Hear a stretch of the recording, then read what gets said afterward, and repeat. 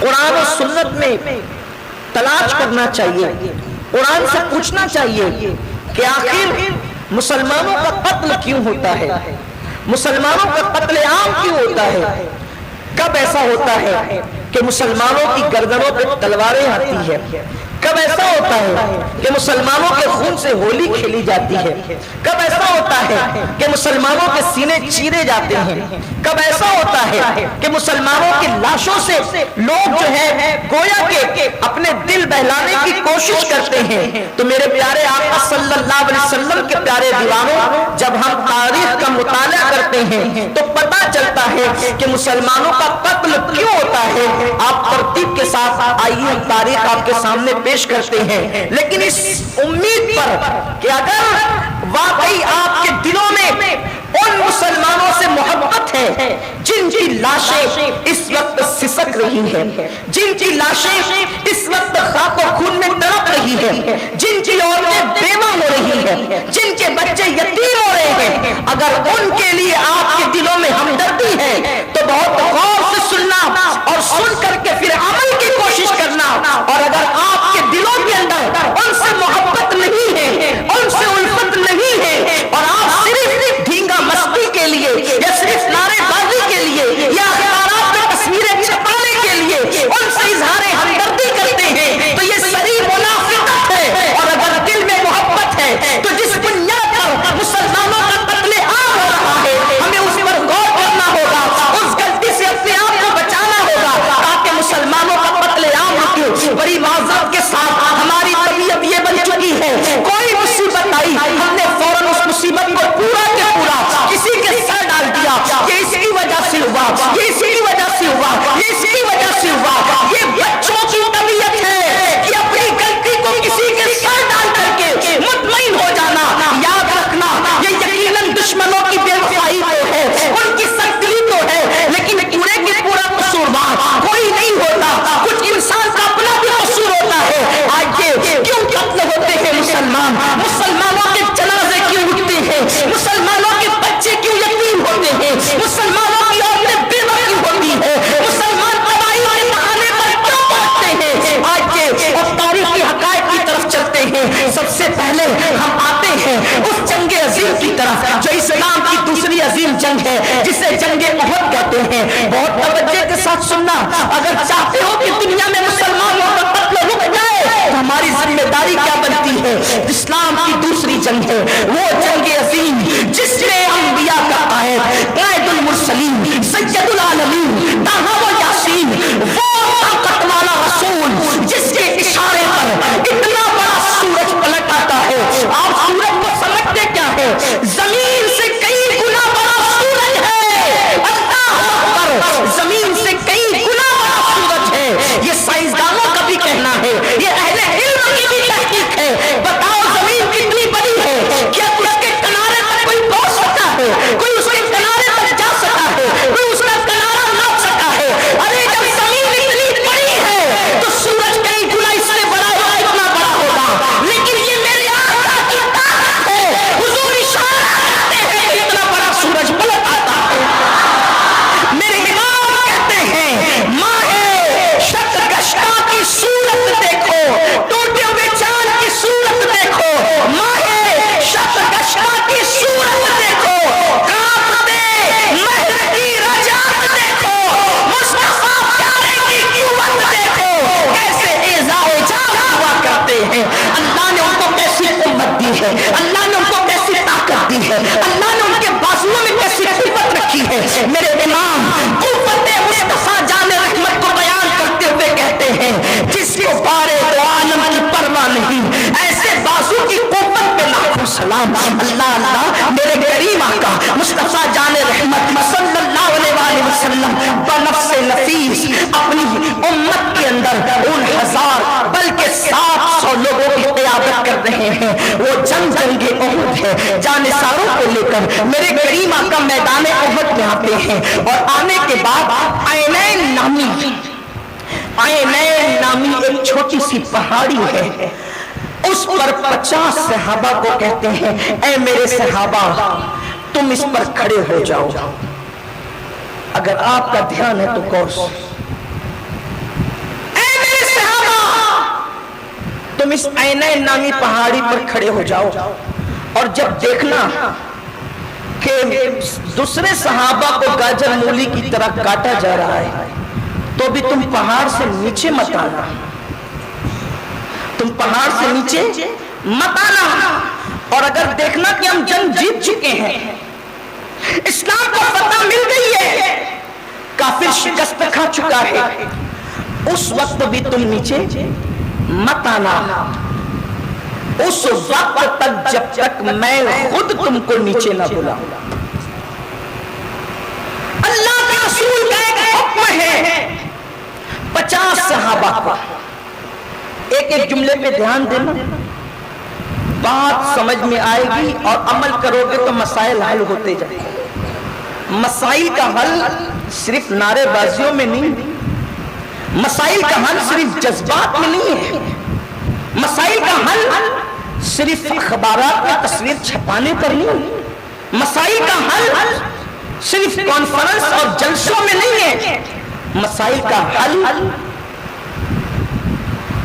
اصل مرض کی پہچان کے بعد اس کا علاج کروانے میں۔ مرض پر نظر ہی نہیں ہے، مرض پر نگاہ ہی نہیں ہے، ہر آدمی اپنی طبیعت کے مطابق چل رہا۔ اللہ کے حبیب کا نبی صلی اللہ علیہ وآلہ وسلم نے 50 صحابہ سے کہا اس ٹیلے پر کھڑے ہو جاؤ، جب تک میں نہ کہوں اس وقت تک تم نیچے مت اترنا۔ 50 صحابہ کھڑے ہو گئے، ان کی قیادت اللہ کے رسول صلی اللہ علیہ وآلہ وسلم نے حضرت سیدنا عبداللہ ابن جبیر رضی اللہ تعالیٰ کے حوالے کی۔ صحابی رسول عبداللہ ابن جبیر رضی اللہ تعالیٰ 50 صحابہ کو لے کر عینین قلعے پر کھڑے ہو گئے۔ احد کی جنگ شروع ہو گئی، جنگ احد کا آغاز ہو گیا، اس طرف 3000 ہے، اس طرف صرف 700 نفوس قدسیہ، اور ان 700 میں بھی سب کے پاس ہتھیار نہیں ہے، بلکہ حالت یہ ہے کہ کچھ لوگ جا کر کہتے ہیں یا رسول اللہ دشمن تو میدان میں ہتھیار لے کر کھڑا ہے، ہم کس طرح جنگ کریں؟ تو اللہ کے حبیب میرے اور آپ کے آقا و مولا روح فدا صلی اللہ علیہ وآلہ وسلم کھجور کی ٹہنی توڑ کر کے صحابی کو دیتے یہ تمہاری تلوار ہے۔ وہ صحابی کہتے خدا کی عزت کی قسم ہم نے اس ٹہنی کو اٹھا کر کے لڑائی شروع کی، جو کام لوگوں کی تلواریں نہ کر سکی وہ مصطفیٰ کی دی ہوئی ٹہنی نے کیا۔ روح فدا صلی اللہ علیہ وآلہ وسلم 700 نفوس، 700 افراد، اور ادھر 3000 کا لشکر جرار۔ صحابہ اتنی بے جگری کے ساتھ لڑے، 700 نفوس اتنی بے جگری کے ساتھ لڑے کہ سامنے کے جو 3000 لوگ تھے ان کے قدم اکھڑ گئے اور وہ میدان چھوڑ کر کے بھاگے، پیچھے ہٹ گئے۔ وہ ان میں کوئی معمولی لوگ نہیں تھے، عرب کے وہ سورما اور بہادر لوگ جن کو خالد بن ولید کہا جاتا ہے، کافروں کے ساتھ آئے تھے۔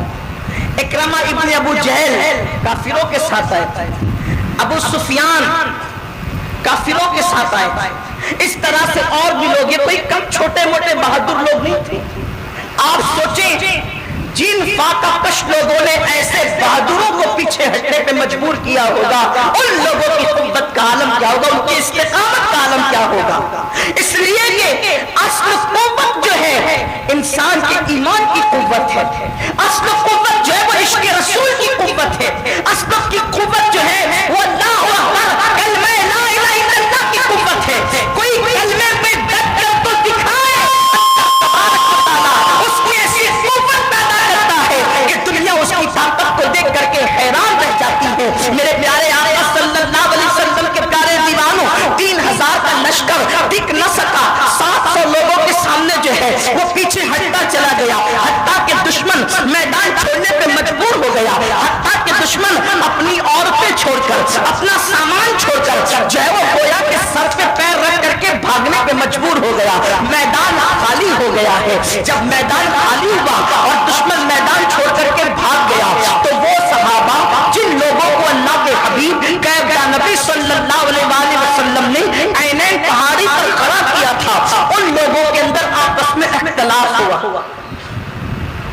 50 صحابہ میں اختلاف ہوا ایک مسئلے پر.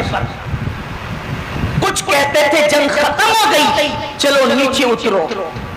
عبداللہ ابن جبیر اور دوسرے صحابہ کہتے تھے نہیں، ہمارے جان، ہمارے قائد، ہمارے آقا مصطفیٰ جان رحمت صلی اللہ علیہ وآلہ وسلم نے ہم سے کہا جب تک میں نہ کہوں اس وقت تک نیچے مت اترنا. بلکہ حضور نے اتنی واضح بات کہہ دی کہ اگر تم دیکھو کہ ہم کٹ رہے ہیں، ہمیں شہید کیا جا رہا ہے، تو بھی تم نیچے مت آنا. اور تم دیکھنا کہ ہم فتح یاب ہو گئے ہیں، کافر کٹ رہے، تو بھی تم نیچے مت آنا. لیکن ایک مسئلے میں صحابہ پر آپس میں جو ہے وہ اختلاف ہو گیا، رائے مختلف ہو گئی. وہ کہتے تھے نیچے چلو، دوسرے صحابہ کہتے تھے بالخصوص عبداللہ ابن جبیر رضی اللہ عنہ نہیں نیچے نہیں جانا، جب تک حضور نہیں کہیں گے میں نیچے نہیں جا سکتا. دو گروہ ہو گئے. وہ صحابہ جو نیچے جانے کی بات کرتے تھے وہ یوں کہنے لگے اللہ کے رسول کا یہ جو حکم ہے کہ نیچے مت آنا، یہ جنگ کے درمیان کا ہے، یہ جنگ کے درمیان کا ہے. جنگ ختم ہو گئی، اب کھڑے رہنے کا فائدہ کیا ہے؟ جنگ ختم ہو گئی، اب کھڑے رہنے کا فائدہ کیا ہے؟ جنگ ختم ہے، کام ختم ہے، چلو نیچے. عبداللہ ابن جبیر نے کہا جس کو جانا ہے جائے، میں نہیں آتا. اور چند لوگ، ان کی تعداد 17 یا 20 بتائی جاتی ہے، 50 لوگوں میں سے 17 یا 20 صحابہ پہاڑی پر رہ گئے اور باقی سب یہ سمجھ کر کہ جنگ ختم ہو گئی اور اللہ کے رسول علیہ السلام کا جو حکم ہے وہ دوران جنگ کے لیے تھا، جنگ کے اختتام کے بعد کھڑے ہونے کا تو کوئی فائدہ ہی نہیں ہے، اس لیے وہ نیچے اترے. 17 لوگ اوپر رہ گئے، بقیہ لوگ نیچے اتر گئے. نیچے اترنے کے بعد جیسے وہ سب نیچے اترے، چند لوگ بچے. جب یہ لوگ جو بھاگ رہے تھے میدان چھوڑ کر عینین پہاڑی کے بعد جب یہ آئے، وہ چھوٹی سی پہاڑی تھی، آج کل جس کو جبل روما بعض محققین کہتے ہیں، چھوٹا سا پہاڑ ہے، ادھر کا پار ادھر دکھتا ہے، ادھر سے ادھر کا پار دکھتا ہے. جو لوگوں نے میدان احد کو دیکھا ہے وہ جانتے ہیں، جنہوں نے نہیں دیکھا اللہ اہل احد کے صدقے ان لوگوں کو بھی وہ زمین دکھا دے، وہ دیکھیں گے وہ جا کر کے اللہ اکبر. تو جب وہ پلٹ کر کے بھاگ رہے تھے ان لوگوں نے پہاڑ کو خالی دیکھا، چھوٹے سے ٹیلے کو خالی دیکھا. بھاگتی ہوئی فوج جو ہے وہ پھر پلٹی، اس لیے کہ ان کو خالی جگہ مل گئی. اور جب وہ پلٹے تو انہوں نے حملہ کیا. اب وہاں صرف 17 یا 20 صحابہ تھے، ان لوگوں نے روکنے کی کوشش کی. اب آپ بتائیں اتنے بڑے لشکر کو 17 لوگ کے بس کی بات تو تھی نہیں روکنا. ان لوگوں نے بھرپور کوشش کی لیکن وہ آئے ایک دم طوفان کی طرح اور ان لوگوں سے لڑنا شروع کیا. عبداللہ ابن جبیر رضی اللہ تعالیٰ عنہ نے بڑی محنت کی، ساتھیوں کی حوصلہ افزائی کی، ان کی ہمت بندائی حتیٰ کہ وہ ٹک نہ سکے. عبداللہ ابن جبیر رضی اللہ تعالیٰ عنہ کو ان لوگوں نے اس طرح دردناک انداز سے مارا کہ عبداللہ ابن جبیر کی آتے بھی باہر کھینچ لیے، پیٹ کاٹ دیا، آپ کی ہاتھوں کو کھینچ کر کے باہر نکالا. بڑی دردناک شہادت سیدنا عبداللہ ابن جبیر کی بھی. وہ 17 یا 20 صحابہ جام شہادت نوش کر گئے اور پھر اس پہاڑ کو پار کر کے جب دشمنان اسلام، جب کفار مکہ اللہ اکبر میدان احد میں قدم رکھتے ہیں تو صحابہ کی تلواریں نیام کے اندر جا چکی تھی. وہ سامان سمیٹ رہے تھے یہ سوچ کر کہ جو ہے وہ جنگ ختم ہو چکی ہے، لیکن جب انہوں نے پلٹ کر کے حملہ کیا تو چونکہ تلواریں نیام میں جا چکی تھی وہ صحابہ سنبھل نہ سکے. نتیجہ یہ ہوا، اب نتیجے میں غور کرو، نتیجہ یہ ہوا کہ جب وہ سنبھل نہ سکے کفار نے حملہ کیا اور 70 صحابہ نے جام شہادت نوش کیا. انہی 70 صحابہ میں سید الشہداء حضرت امیر حمزہ رضی اللہ تعالیٰ کی ذات ہے، حضرت سیدنا مصعب ابن عمیر کی ذات ہے، حضرت سیدنا عبداللہ ابن جحش کی ذات ہے. اللہ اکبر. اس طرح سے حضرت سیدنا حنظلہ رضی اللہ تعالیٰ کی ذات ہے. 70 صحابہ نے جام شہادت نوش کیا اور پھر 70 صحابہ نے جام شہادت نوش نہیں کیا. ابو عامر فاسق نے جنگ کی شروعات پہلے جگہ جگہ میدان میں گڑھے کھدوا دیے تھے. اللہ کے رسول جس گھوڑے پر جلوگر تھے اس گھوڑے کو ڈھکیل کر گڑھے میں ڈال دیا گیا. جب گھوڑا گڑھے میں گیا تو آپ سمجھ سکتے ہیں میری زبان ادب اب اس کو بیان کرنے سے قاصر ہے کہ جس وقت گھوڑا اس گڑھے کے اندر گرا تھا تو اللہ کے رسول گھوڑے پہ جلوگر تھے. گھوڑا گڑھے میں گرا, اللہ کے حبیب بھی گڑھے میں تشریف لے گئے. جب گڑھے میں تشریف لے گئے حضور کے گھٹنوں پہ چوٹ آئی, حضور کے پیروں میں چوٹ آئی اور ایک بدبخت نے اللہ اکبر اللہ کے حبیب پر ایسے پتھر مارے کہ اللہ کے رسول کے دونوں دانت اوپر کے دونوں دانت اللہ کے رسول علیہ السلام کے دانت کے کنارے شہید ہو گئے. اور حضور علیہ السلام جب گڑھے میں تشریف لے گئے تو چونکہ حضور نے لوہے کی ٹوپی پہن رکھی تھی وہ لوہے کی ٹوپی کی کڑیاں حضور علیہ السلام کے گالوں کے اندر گھس گئی. صحابہ نے یہ منظر دیکھا, کفار ٹوٹ پڑے کہ شمع نبوت کو گل کر دو, اس لیے کہ یہ ختم ہوں گے تو سارا اسلام ختم ہو جائے گا. اللہ اللہ صرف 14 یا 17 صحابہ حضور کے ارد گرد رہ گئے, باقی سب کے قدم اکھڑ گئے. اس وقت جانتے کیا ہوا میرے پیارے آقا صلی اللہ علیہ وسلم کے پیارے دیوانوں, جب ایک کافر حملہ کرنے کے لیے بڑھا تو اس وقت میرے آقا علیہ السلام کے پاس ایک صحابیہ موجود تھی.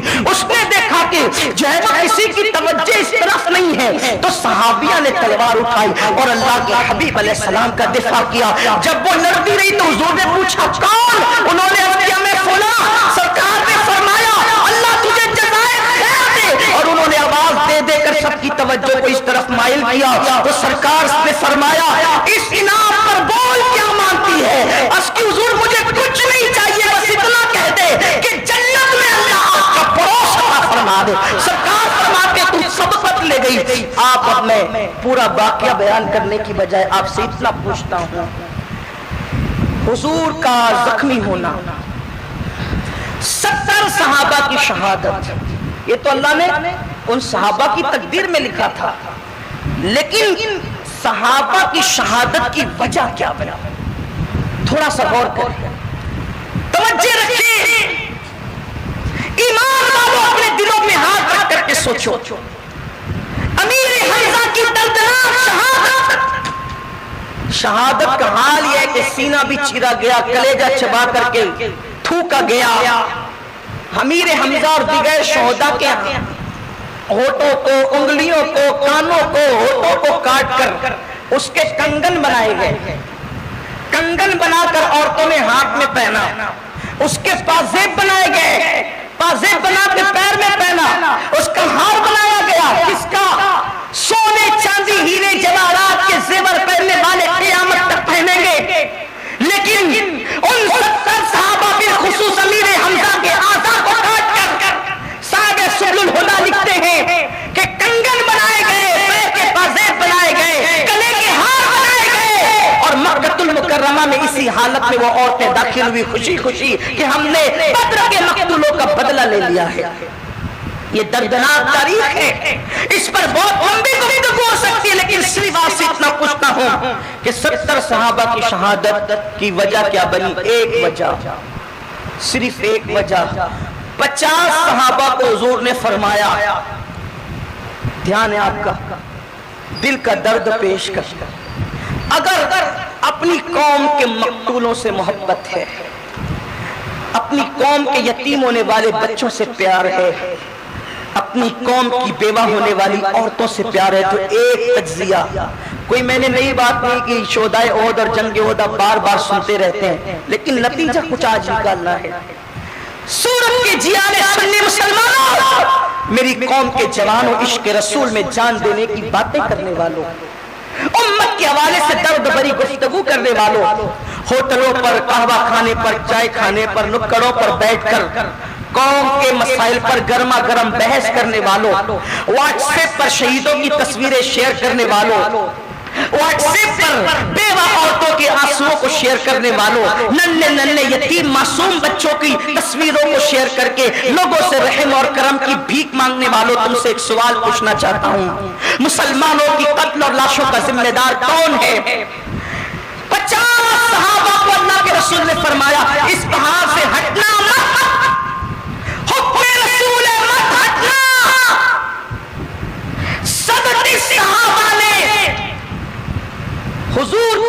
فرمان پر بظاہر عمل نہیں کیا، میں اس کو گناہ کہنے کی جرات نہیں کرتا، نافرمانی کہنے کی جرات نہیں کرتا، بس اتنا کہوں گا کہ ان سے 37 صحابہ سے خطۂ اجتہادی ہوئی، لغزش ہوئی، اجتہادی لغزش،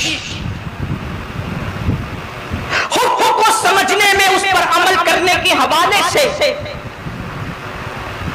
ان سے بھول ہو گئی، وہ گنہگار نہیں، وہ مجرم نہیں، اس لیے کہ وہ محفوظ لوگ، ان سے خطۂ اجتہادی ہوئی، کس پر؟ ایک فرمان رسول پر عمل کرنے میں 37 صحابہ سے اگر خطۂ اجتہادی ہوتی ہے تو امیر حمزہ جیسے کا قتل ہوتا ہے، مصعب ابن عمیر جیسے کا قتل ہوتا ہے، عبداللہ ابن جہاز جیسے کا قتل ہوتا ہے۔ سنی مسلمانوں، میری قوم کے جوانوں، پہاڑ پہ کھڑے رہنے کے حکم پر عمل کرنے میں ایک مرتبہ خطۂ اجتہادی ہو تو اتنے صحابہ کی شہادت ہوتی ہے۔ آج تو خطۂ اجتہادی نہیں، پوری امت مسلمہ پاپ اور گناہوں میں ڈوب گئی۔ اگر حضور کے فرمان پہ عمل کرنے میں صحابہ جیسی مخلوق سے خطۂ اجتہادی ہو تو اتنے جنازے دیکھے جاتے، اتنے بچے یتیم ہوتے، اتنی عورتیں بیوہ ہوتی ہیں، گویا کہ مسلمانوں کو قرآن اور حدیث سے یہ پیغام مل رہا ہے، اگر میرے محبوب کے ایک فرمان کی خلاف ورزی کرو گے تو ہم اتنے جنازے دکھائیں گے، اتنے غم دکھائیں گے، اتنوں کو یتیم کریں گے، اتنوں کو بیوہ کریں گے، ایک خطۂ اجتہادی پر اتنے غم کے پہاڑ ہمارے سر پہ توڑے جائیں گے۔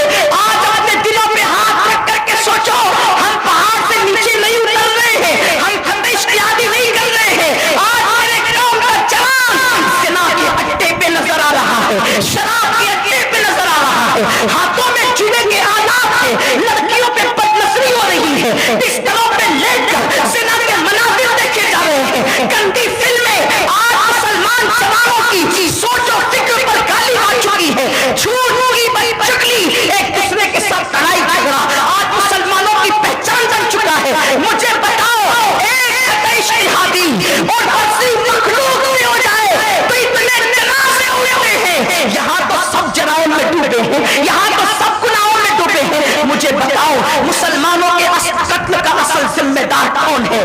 وہ لوگ جن کی تلواریں مسلمانوں کی گردن پر ہے، یا وہ مسلمان جو 24 گھنٹے میں اکثر وقت رسول اللہ کی نافرمانی میں گزارتا ہے؟ محبت ہے نا، محبت ہے شہید ہونے والوں سے، تو داڑیاں مڈا کے گٹر میں پھینک کر کیوں کسی کی شہادت کے ذمہ دار تم بن رہے تھے؟ اگر مسلمان حضور کی نافرمانی کرنا چھوڑ دے، انشاءاللہ تبارک و تعالی یہ غموں کے دن بہت جلدی خوشیوں میں تبدیل ہو جائے گا۔ ہم صرف نعروں سے حالات بدلنا چاہتے ہیں، ہم صرف باتوں سے حالات بدلنا چاہتے ہیں۔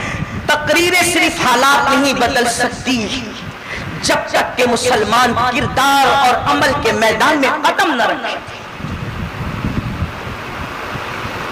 اتنی عظیم مخلوق سے اجتہادی خطا ہوئی، اتنا بڑا نقصان، اس سے بڑا بھی کوئی نقصان ہے کہ اللہ کے رسول علیہ السلام زخمی ہو گئے۔ حضور کی زخموں کی داستان بیان کرنے میں میرے اندر ہمت نہیں ہے، لیکن سوا کو اشارہ دیتا ہوں، ایک خطۂ اجتہادی پر کیا انجام دیکھا گیا۔ حضور کا خون بہ رہا تھا، مولا کائنات شیر خدا علی مرتضیٰ نے جب رسول اللہ کا خون بہتے ہوئے دیکھا، اس میدان میں پانی بھر کے لانے کے لیے صحابہ کے پاس برتن بھی نہیں تھا۔ صحابہ کے پاس کتنی مصیبت سے دین پہنچایا گیا ہے۔ آج میرا جوان جب نرم گدوں پہ لیٹ کر کے ننگی فلمیں دیکھتا ہوگا تو ان شہیدوں کی قبروں میں ان کے دلوں پہ کیا گزرتی ہوگی۔ اذان کے وقت میں جب تمہارے گھروں میں ٹی وی چالو رہتا ہوگا تو جن کے کلیجے دین کے لیے چبائے گئے ان کے دلوں پہ کیا گزرتی ہوگی۔ رات کے 2-3 بجے گلیوں میں چھپ کر، درختوں کے پیچھے چھپ کر، آٹو رکشہ میں چھپ کر کے جب تم فون پر کسی لڑکی کو زنا کے لیے آمادہ کرتے ہوں گے تو جن کے ہاتھ پیر آنکھ ناک اور ہونٹ کاٹ کاٹ کے لوگوں نے، عورتوں نے پازیب بنائے تھے، ان شہیدوں کے دل پہ کیا گزرتی ہوگی کہ اسی دن کے لیے ہم نے جام شہادت نوش کیا تھا، اسی دن کے لیے ہمارے بچے یتیم ہوئے تھے، اسی دن کے لیے ہماری عورتیں بیوہ ہوئی تھی. کہاں ہیں ہم؟ مسلمانوں کو احساس شہادت ہے ان کا، جن کو گھاس میں لپیٹ کر قبروں میں ڈالا گیا، جن کو دفن ہونے کے لیے کفن بھی نصیب نہ ہوا، جن کو دفن ہونے کے لیے قبریں بھی ایک قبر میں 2-3 صحابہ کو رکھا گیا. یہ صورتحال تھی، بھول گئے یہ سب. اور اب صرف نفسانیت، صرف نفسانیت، شراب، زنا، جوا، لڑائی جھگڑا، جہالت، یہی سب کچھ، مسجدوں کی ویرانی، یہی سب کچھ. باتوں میں تو ایسا لگتا ہے کہ کوئی مسلمان ولی سے کم نہیں ہے، کردار دیکھو تو فجر میں سوتا پڑا، نبی کے نام پہ جان دیں گے مولانا لیکن داڑھی نہیں رکھ سکتے. لفاظی کہاں کر رہے ہو؟ جس کی نگاہوں سے خدا کی ذات نہ چھپی، اس کی نگاہوں سے ہمارے دل کے جذبات چھپیں گے. سوچو، غور کرو، ہم کہاں ہیں؟ اللہ کے حبیب صلی اللہ علیہ وسلم کے زخموں کو دھونے کے لیے صحابہ کے پاس برتن نہیں تھے، تو جو ڈھال، جس ڈھال سے مقابلہ کرتے تھے، اس ڈھال میں مولا کائنات نے پانی منگوایا، اور پانی منگوا کر کے مولا علی جب حضور کے زخموں کو دھونے لگے تو خون زیادہ نکلنے لگا. بی بی زہرا پاک سیدہ فاطمۃ الزہرا سلام اللہ علیہا نے اپنے بابا کا خون دیکھ کر کے رونے لگی اور کہنے لگی علی پانی سے مت دھلنا، میں ابھی خون روکنے کا انتظام کرتی ہوں. اور اس کے بعد سیدہ پاک نے جو ہے وہ چٹائی لی اور چٹائی جلا کر کے اپنے ہاتھوں سے اللہ کے رسول کے زخموں میں جو ہے وہ چٹائی کی خاک بھر دی. خون رک گیا، تھم گیا. لیکن بات اتنی ہے کہ ایک خطۂ اجتہادی اتنا نقصان کرواتی ہے، اور ہم کتنے گناہ میں، ہم جیسے آپ جیسے تھوڑا اپنے گناہ کا احساس تو کریں، اپنے گناہ کا خیال تو کریں. اس طرح مسلمانوں کا قتل عام ہوتا ہے. آئیے دوسری تاریخی بات، یہ تو 3 ہجری کی بات ہے.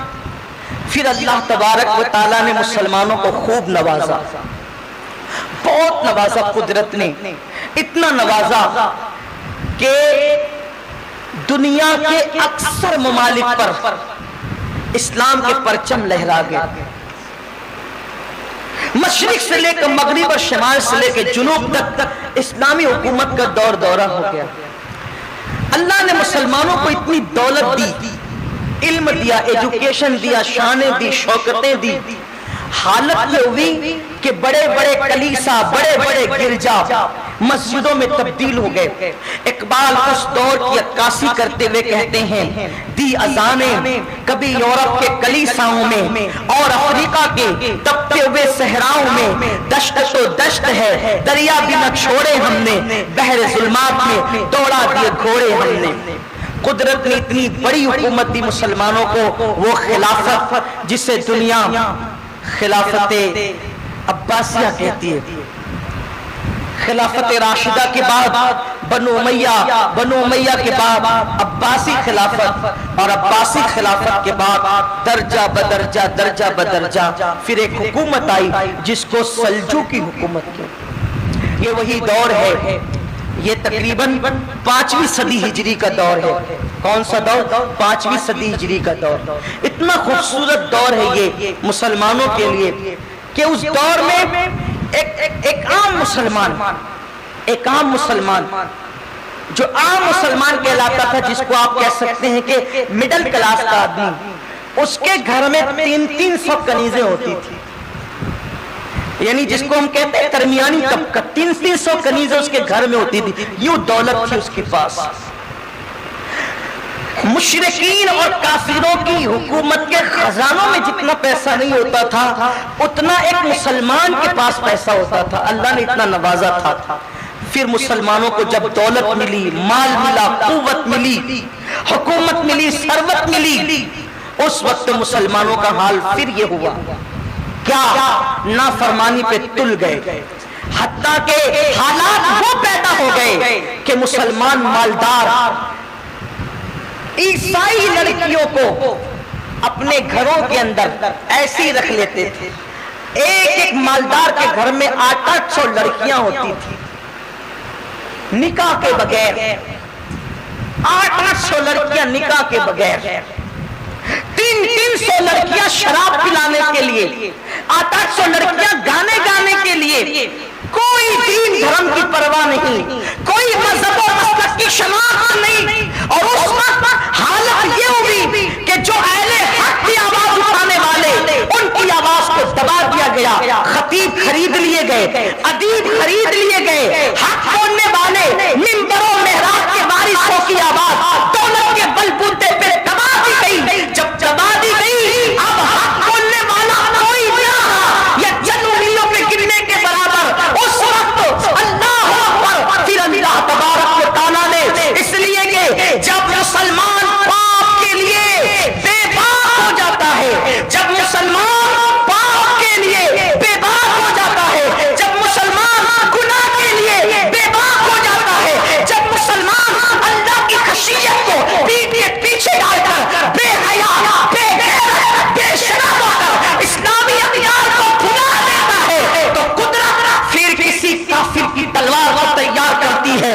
اس لیے کہ بہت بڑے صوفی کا قول ہے، جسے قرآن و حدیث کی نصیحتیں جس قوم کو نہ سدھارے، پھر اس قوم کو ہلاک کرنے کے لیے ظالموں کی تلواریں آتی ہیں، پھر اس قوم کو تباہ کرنے کے لیے کافروں کے لشکر آتے ہیں. جب واعظین کی باتیں نہ سنی گئی، واعظین کی باتوں کو سن کے مذاق اڑایا گیا، اہل حق کی زبانیں بند کر دی گئی، اس وقت قدرت نے ہلاکو اور چنگیز خان کی فوجوں کو آفت اور طوفان بنا کر کے بھیجا. جب ہلاکو اور چنگیز کی فوج چلتی تھی نا فوج، تو ایسا لگتا تھا جیسے پہاڑ چلتے ہوئے آ رہا ہے. وہ کسی کو خاطر میں نہیں لاتے تھے. اور پھر مسلمانوں کا جو قتل عام ہوا ہے، پھر توبہ کے لیے بھی ان کے ہاتھ نہیں اٹھے. آپ اپنے آج کے حالات دیکھیں. ایک تھوڑا سا کوئی بیوپاری جو ہے نا، جس کی مارکیٹ میں دکان اچھی چلنے لگتی ہے، آپ سنیں گے تو اس کے بارے میں آپ کو پتا چلے گا کہ وہ تو فون پہ لمبی بات کرتا ہے، کسی سے اٹکا ہوا ہے. یہ صورتحال ہے. جب تک غریب تھا درگاہوں کے چکر لگاتا تھا، مسجدوں سے لگا رہتا، سب کی بات نہیں کرتا اللہ ماشاءاللہ. درگاہوں سے چمٹا رہتا تھا، مسجدوں چمٹا رہتا تھا، اہل اللہ سے چمٹا رہتا تھا. تھوڑی سی دولت آ گئی تو کہا کہ وہ شرابیوں کے ساتھ بیٹھنے لگ گیا. دولت کے بل بوتے پر جو قوم اللہ کے قانون کو پیٹ کے پیچھے ڈال دیتی ہے، پھر قدرت ان کے لیے کافر ظالموں کو مسلط کرتا ہے.